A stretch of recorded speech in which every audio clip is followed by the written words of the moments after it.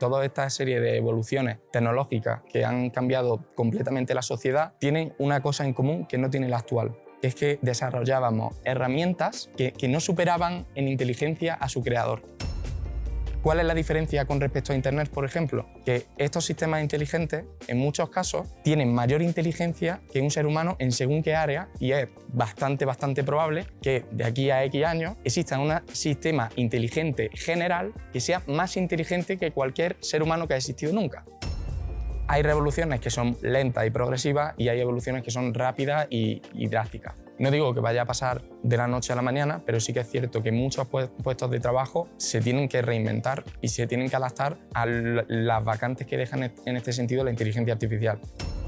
Lo que sí veo muy probable es un aumento y proliferación de la estafa, o sea, de lo que es la ciberdelincuencia enorme. ¿Por qué? Porque muchos de estos modelos van a automatizar las labores que antes se necesitaba un humano. Esto es Punto de Reunión. Hola, ¿qué tal? Muy buen día. Gracias por escucharnos en un episodio más de Punto de Reunión, este espacio de comunicación, el podcast del Hub de Seguridad, en donde, entre otras cosas, platicamos de temas que nos ayuden a tomar mejores decisiones, principalmente enfocadas a la seguridad. Estos temas que pues, en el día a día nos enfrentamos, puede ser la seguridad en la casa, la seguridad en los trayectos, la ciberseguridad, y hoy vamos a hablar de un tema muy interesante que es algo que ha tenido un auge impresionante, un crecimiento prácticamente exponencial, que es todas las aplicaciones al alcance de la mano con una gran facilidad de utilizar, enfocadas a la inteligencia artificial y al potencial que tenemos con la inteligencia artificial. Y para eso hoy nos acompaña Miguel Ángel Liébanas. Muchas gracias por estar con nosotros. Muchísimas gracias, Alonso. Miguel, pues bueno, gracias a ti. Él es presidente de Human Trends, startup enfocada en el desarrollo de algoritmos de inteligencia artificial bajo principios éticos, criminólogo especializado en inteligencia artificial, miembro del equipo ganador de la Liga Española de Ciberseguridad en el 2020, doctorando en la Cátedra de Servicios de Inteligencia en la URJC y conferencista en congresos de diversos temas relacionados con ciberinteligencia, inteligencia artificial, y es miembro del área de seguridad de Odiseya. Nuevamente, muchas gracias. Muchas gracias a ti por tu tiempo y por esta oportunidad también de poder pues, transmitir qué es lo que ahora mismo se encuentra en el ámbito de la inteligencia artificial y cómo confluye con la seguridad. Nos da mucho gusto porque además es un tema, como decía, que ha cobrado mucho auge. Entonces me gustaría preguntarte, ¿desde cuándo empezaron ustedes con la inteligencia artificial relacionado desde ciberinformática o de estos temas, pues que se hayan pasado a la inteligencia artificial como tal? O sea, la realidad es que parece que hay un antes y después, lo mismo que hay un antes y después de Cristo, parece que hay un antes y después de ChatGPT. O sea, hay empresas que empezaron después de ChatGPT y hay empresas que empezaron antes. En nuestro sentido, o sea, nosotros comenzamos en 2019, es decir, todavía esto estaba no en pañales, había muchísimas cosas hechas, pero sí que es cierto que todavía no estaba con el hype, con el furor que existe hoy en día por lo que es la inteligencia artificial. Entonces, nosotros llevamos bastante tiempo aplicando este tipo de sistemas inteligentes al ámbito de la seguridad, por ejemplo, análisis de rutas seguras, análisis de impacto de lo que es reputacional en diferentes redes sociales, comunicación y demás. Es decir, hemos aplicado en muchos sectores diferentes lo que es la inteligencia artificial y, por supuesto, uno de los más relevantes es la seguridad. Sin duda. Human Trends, ¿me puedes platicar un poquito qué es lo que hacen en Human Trends? Human Trends es una startup que se enfoca al desarrollo de sistemas inteligentes bajo principios éticos. Es decir, llegan a nosotros muchas empresas, muchas multinacionales, las cuales tienen problemas o procesos en particular que quieren optimizar o que quieren lanzar al mercado de forma nueva, y básicamente lo que les ayudamos es a desarrollar ese tipo de sistemas inteligentes, pero no solo con la perspectiva de alcanzar el máximo grado de calidad en el trabajo que llevamos a cabo, sino de también poder desarrollarlo con principios éticos. Correcto. ¿Por qué eso es tan importante? Porque si no se respeta la privacidad de los usuarios, si no utilizamos algoritmos transparentes, entre muchas otras cosas que puedan ser explicados el por qué un algoritmo toma una decisión u otra. Y al final, si también llevamos a cabo discriminación con los sistemas que estamos implementando, vamos a causar mayor perjuicio que beneficio.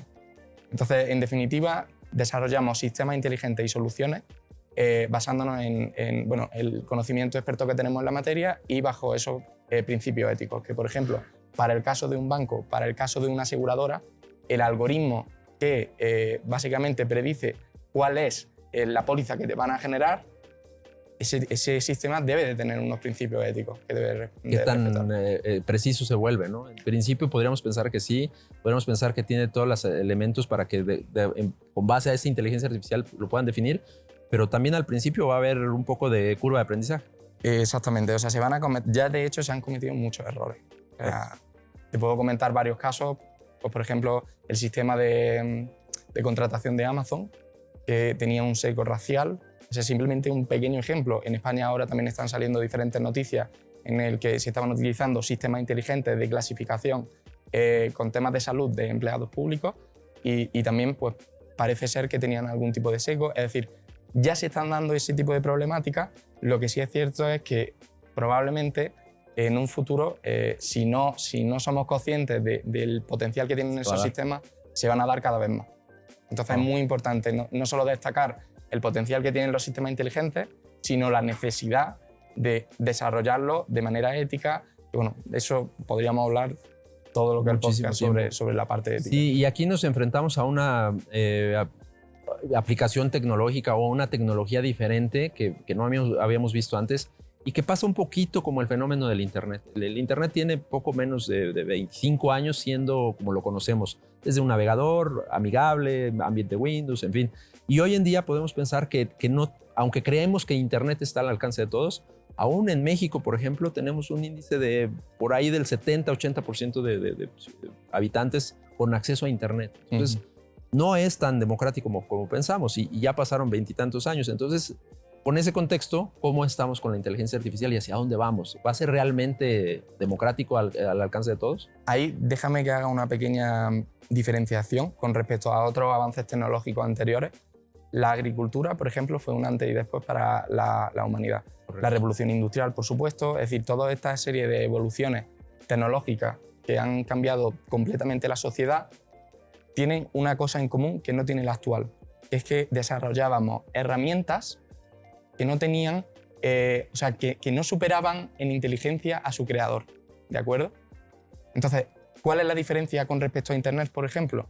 Que estos sistemas inteligentes, en muchos casos, tienen mayor inteligencia que un ser humano en según qué área y es bastante probable que de aquí a X años, no me aventuro a decir cuántos, pero te diría que pocos, exista un sistema inteligente general que sea más inteligente que cualquier ser humano que ha existido nunca.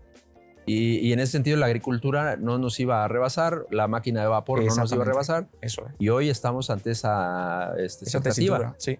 Ese punto de inflexión al que tenemos que llegar con los ejercicios hechos, que son, o sea, el problema como tal se denomina problema del alineamiento, es decir, que nuestros objetivos y los de los sistemas inteligentes sean los mismos, que no caigamos en contradicciones y que al final pues, podamos progresar ambos, claro. Los sistemas inteligentes artificiales y los biológicos, que al final es el ser humano.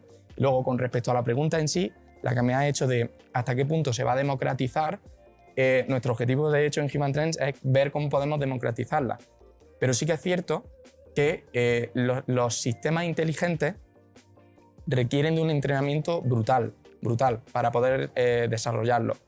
Existen modelos open source que van a permitir desarrollar soluciones muy buenas sin tener que tener ese tipo de recursos, pero sí que es cierto que las mejores mentes, los mejores sistemas inteligentes pertenecerán a entidades privadas por el simple hecho de que para construirlo hacen falta muchos recursos. Entonces, va a existir un acceso general y bueno, directo e indirecto, sin que nos demos cuenta, a la inteligencia artificial, pero sí que es cierto que va a haber diferentes escalafones. Va a haber empresas que cuenten con sistemas inteligentes que ahora ni siquiera concebimos. Claro. Y no quisiera dramatizar. Sí. Cuando el Internet empezaba, pues siempre hay un cierto grupo que mantiene este pesimismo, este miedo hacia las nuevas tecnologías y hablaban del reemplazo de tecnología por mano de obra humana y que cuánta gente va a perder sus empleos y que si va a haber una diferenciación entre los que tengan acceso y no. Siempre pasa y yo quisiera pensar que hoy no va a ser la excepción, también va a pasar y también va a haber un tiempo de avance. Aquí la situación es que mientras no existía la tecnología, sobre todo en hardware, para poder desarrollar esos algoritmos de autoaprendizaje, pues había un pequeño, era un avance muy, muy despacio, pero como hoy ya se cuenta con eso, pues el avance se ha vuelto exponencial y mientras más avanza, más crece y mientras más crece, más avanza. Entonces se ha hecho, hay una cadenita muy interesante. Pero pues viendo esta pregunta de qué tanto podríamos pensar que por esta velocidad a la que va o no a reemplazar, vamos a estar listos o no, ¿qué opinión tienes? Yo creo que uno de mis socios hace unos días me puso un ejemplo muy bueno, que básicamente en la introducción de los coches en San Francisco, se ve una foto de 2 años antes, básicamente en caballo, en carreta, y a los 2 años siguientes todo el mundo tenía un coche. Es decir, hay revoluciones que son lentas y progresivas y hay evoluciones que son rápidas y drásticas. No digo que vaya a pasar de la noche a la mañana, pero sí que es cierto que muchos puestos de trabajo se tienen que reinventar y se tienen que adaptar a las vacantes que dejan en este sentido la inteligencia artificial. ¿Qué es lo que diría yo que hay que potenciar? La capacidad de toma de decisiones. O sea, al final un sistema inteligente puede tomar decisiones mejor que un humano. Ahora, en según qué ámbito, sí, pero sí que deberíamos de seguir nosotros teniendo el control de esas decisiones, porque tenemos un contexto ahora mismo más amplio que cualquier sistema inteligente. Entonces, la capacidad de decisión es vital. Luego, en la capacidad de poder empatizar. De nada nos sirve que un sistema inteligente nos prediga que vamos a tener una enfermedad muy grave, bueno, nos sirve de mucho, pero, o sea, que te lo diga frío, en formato texto, o sea, yo no querría pasar por esa situación. Claro. Entonces, el hecho de que un humano siga siendo nuestro punto de contacto, siga siendo ese nexo entre empresas, entre particulares, entre estados, eso es lo más importante. Entonces, capacidad de decisión y capacidad empática. Porque no es lo mismo pensar que tener emociones, que tener sentimientos, que tener empatía. Totalmente. Entonces, si evidentemente nos puede llegar a rebasar en cuanto a la capacidad de análisis de información, tú le puedes decir, de todos estos libros, 100 libros, hazme un resumen y te lo va a hacer en segundos, en cuestión de segundos. Pero no así, ahora explícame tu definición del amor o explícame tu definición del terror. Exactamente. Y ahí se vuelve más difícil. Exacto. Va a ofrecer una definición básicamente en base a lo que ha aprendido, pero el amor es una experiencia muy subjetiva del ser humano. Al final es objetiva porque ocurre en un cerebro y un cerebro es un ordenador, pero... Una respuesta biológica. Sí. Una respuesta biológica, pero sí que es cierto que ahora mismo ni se acerca a lo que es una experiencia subjetiva como la que tiene el ser humano. Correcto. Ahora, en la parte ética que ya mencionabas, vemos la aplicación que más se está utilizando, es ChatGPT, estamos en la versión 4, este año muy seguramente va a lanzarse la versión 5.0, y en la parte ética pues ya se están desarrollando algunos controles para que en función de las preguntas que te hagas, la misma aplicación te responde, no te puedo dar contexto sobre eso, no te puedo dar información, pero también es un poco subjetivo, ¿no? ¿Hasta dónde llegan las fronteras? En ese sentido, ustedes desde Human Trends o desde lo que han estado investigando, ¿hay algo que hayan encontrado? Al final, la ética es un concepto subjetivo cultural. No es lo mismo la ética de cualquier zona geográfica. O sea, si cogemos 2 zonas geográficas, por ejemplo, un país en Asia y un país en Europa, pues para bien y para mal, cada uno de las 2 áreas va a tener conceptos éticos diferentes. La misma tesitura de dónde voy a cruzar, por la carretera en la que hay 5 ancianos o por la que hay un bebé y un niño, o un niño solo. Correcto. Esa misma pregunta, en función del país donde la responda, va a obtener unos resultados o no. Por ejemplo, en España, si ponía a una mujer o a un hombre, la mayoría de los que seleccionaban escogían al hombre. Hay una percepción de sacrificio, que en realidad pues, es otra cosa a discutir, pero luego en los países escandinavos ponían por igual a cada una, o sea, se sacrificaba lo mismo el hombre que la mujer. Porque en ese sentido la equidad de género está ya muy clara. Exactamente. O sea, no hay una percepción de debilidad por respecto a las mujeres. ¿Te haces la misma prueba en un país árabe? Bueno, ya no lo sé. Seguramente va a ser diferente. Exactamente. Sí, y ahí ese contexto también se retroalimenta. Entonces, lo que nosotros le heredamos a esa alimentación de inteligencia artificial es bien delicado porque, hablando de los contextos y de lo que decías también hace un momento, nosotros estamos construyendo esas bases de datos con información que nosotros mismos alimentamos. Entonces, si ya hay un sesgo racial, es porque le estamos heredando eso también. y hasta qué punto va a ser similar a lo que hoy tenemos, lo que queremos que sea mejor que lo Totalmente. que hoy tenemos. Al final ahí lo que hace falta es mucho conocimiento de la materia a la hora de llevar a cabo estos sistemas inteligentes y no desarrollarlos rápidamente, sin realizar las pruebas oportunas, teniendo en cuenta que puede salir mal. Es una labor complicada, pero a la misma vez yo creo que el progreso, se van a cometer errores, pero creo que en términos generales va a salir bien. ¿Cómo ves el contexto en América Latina? ¿Estamos a la par con el resto del mundo? Ustedes han hecho investigaciones mayormente en España, pero pues están también trabajando en otras áreas, en otros países. ¿Ves que este desarrollo se está dando por igual en todo el mundo? A ver, realmente muchos de nuestros clientes se encuentran precisamente en México. O sea, hay mucho interés, se están moviendo muchos proyectos en México en particular, obviamente también en Chile, Argentina, además. ¿Cuál es el punto de inflexión? La capacidad también y recursos humanos que hay para desarrollar este tipo de sistemas. En muchas ocasiones falta ese capital humano para poder desarrollar los sistemas o poder llevarlos a cabo. Entonces, probablemente se desarrolle de manera desigual, pero los cambios más grandes, por ejemplo, ChatGPT sí que ha llegado a todo el mundo, salvo por el tema de la conexión que comentaba, sí que ha llegado casi a todo el mundo y se ha expandido de manera general. Pero otros cambios sí que van a llegar un poco más, la modernización de ciertas empresas, en las que se modernicen antes sí que van a tener un diferenciador competitivo muy alto. Claro. Pero digamos que en unos ámbitos muy rápidos y en otros sí que va a tardar más en función del país. Hay una propuesta, no sé si ya está confirmada, para que en Italia empiecen a censurar el uso de ChatGPT. Sí. Y eso, ahorita acabas de decir algo muy importante. Quien lo tenga va a tener una oportunidad de desarrollo mayor.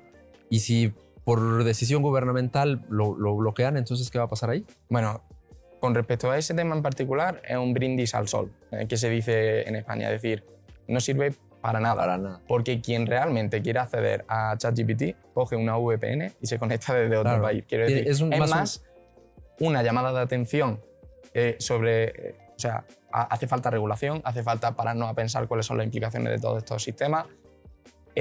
¿Apoyo esa medida? Sinceramente no. Yo creo que la prohibición no fomenta lo que es la búsqueda de soluciones, sino que bloquea el progreso en ese sentido. Si me estuvieras diciendo además que fuera otro sistema inteligente, pero ChatGPT, o sea, luego de aquí a unos años miraremos a ChatGPT y dijimos, como un teléfono. O sea, claro. cuando íbamos con la mochila, yo no, pero cuando íbamos con la mochila y tenías que coger así el teléfono y ahora pues, todos tenemos en el bolsillo, lo mismo pasará con ChatGPT. Lo veremos como, con ese recuerdo bonito de ser el primer sistema con el que interactuó el mundo, pero muy limitado al principio. Y en resumen, entonces, ¿consideras que es bueno o malo? O sea, el hecho de bloquearlo, yo también pienso como tú que no fue una decisión correcta. Creo que es incluso una decisión más populista. Totalmente. De atracción. De captación de atención. Social. Sí.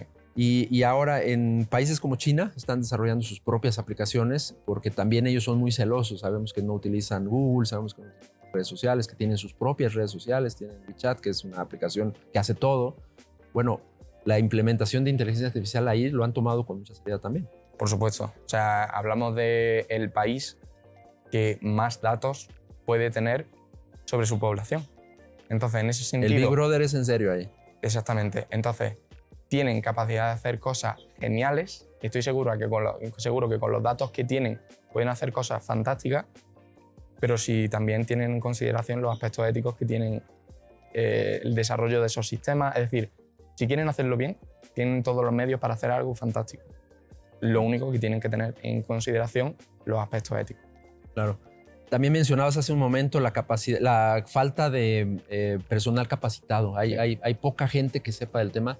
No saber utilizar, no saber preguntar de manera correcta, no saber explotar la aplicación. No, quien está atrás, quien está en estos desarrollos, todavía no tenemos esa gente y hemos tocado aquí en el punto de reunión esta parte.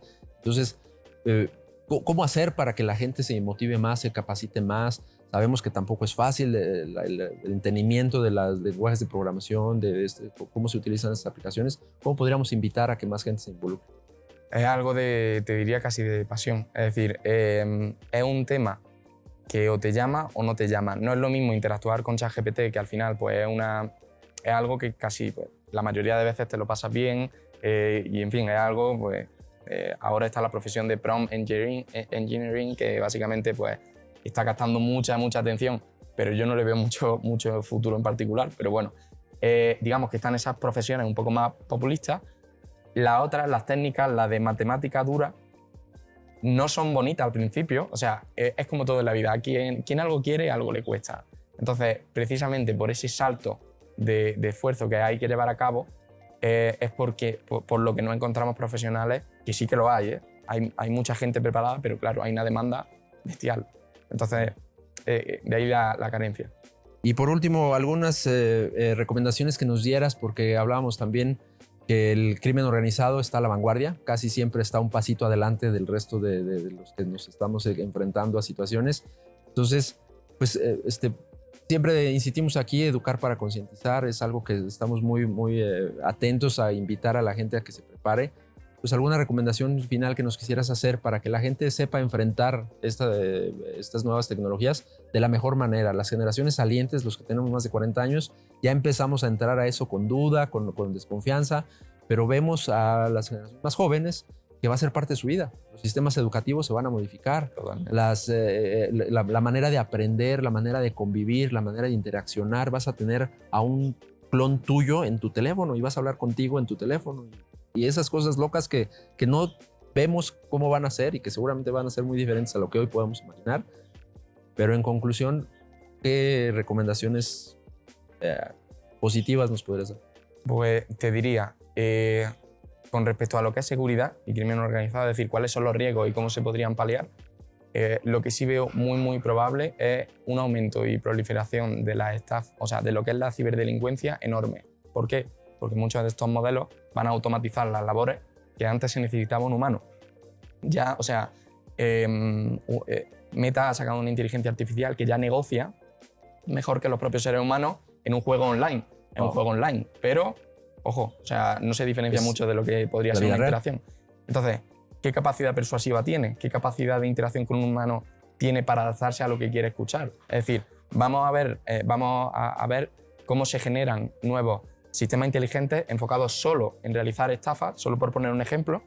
Entonces, ahí, cuando se puede realizar ese ataque de forma masiva y de forma especialmente inteligente, las mejores recomendaciones que podemos llevar a cabo es, uno, pensamiento crítico y calma. Es decir, el pensamiento crítico es algo muy abstracto, porque podemos decir, sí, pensamiento crítico, pero el concepto de calma, es decir, me llega algo por correo, me llega que acaban de iniciar sesión con mi cuenta en Bangladesh, por poner un ejemplo. Coño, antes de meterme y ver eso en particular, pues voy a ver si el correo lo han mandado desde un endpoint oficial. Es decir, pequeñas cosas que pueden marcar las diferencias. Si, aunque estés esperando un paquete, es normal que te llegue un correo diciéndote hemos cambiado la ruta de envío, tienes que modificar todo lo que se salga un poco de la norma, parémonos sobre todo plantearse si lo que estoy viendo puede ser algún tipo de ataque. No es desconfianza general, es tener esa capacidad de cuando se nos acelera el pulso porque estamos nerviosos, porque no han dicho esa noticia yo no hice negativa. Esa compra, porque exactamente. Yo no pedí esto. Cuando se nos acelera el corazón, estamos felices o muy ansiosos o cabreados, ahí es el momento de plantarse. Y decir, ¿qué es lo que está pasando? Y bueno, esa es una recomendación. Buenísimo. Y por último también que nos dijeras cómo podemos aprender más en Human Trends, cuáles son los puntos de contacto, cómo pueden contactarte a ti también. Bueno, pues está la página web que es Human Trends. También en LinkedIn me pueden encontrar. Mi nombre en LinkedIn es Miguel Ángel Liébanas. Y bueno, por supuesto, no solo para cualquier tipo de desarrollo y demás, sino también si cabe alguna duda, si hay personas que quieren saber cómo empezar en la materia, pero no saben cómo. Todos hemos empezado. Es decir, si podemos echar una mano a alguien, incluso a algún organismo que necesite algún tipo de asesoramiento, por supuesto. O sea, va a encontrar las puertas abiertas y ojalá pues, podamos aportar todo lo que nos han aportado nosotros, que vamos sobre hombros de gigantes.